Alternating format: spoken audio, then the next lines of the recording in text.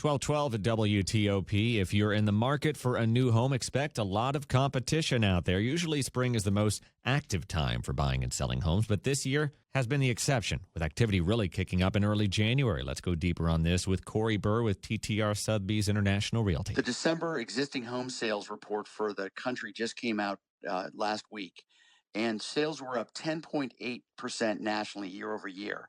Average prices were up 5.9%. And inventory fell year over year. It has been falling since June.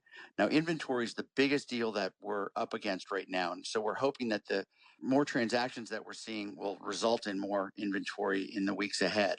Something called the absorption rate, which is the number of houses on the market divided by how many of them sell, is at a historic low at only 3 months nationally.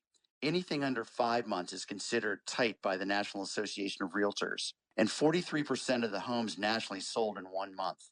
The good news is that builders are responding with new starts hitting a post-recession high. Talk about what is fueling things. What is making it so active? We are at the best moment since the meltdown in 2008 to buy or sell a property. And what it's being fueled by is a great economy, particularly locally, low interest rates where the 30-year fixed ticked down to 3 3/8 earlier this week, but then popped back up a little bit to 3.5%.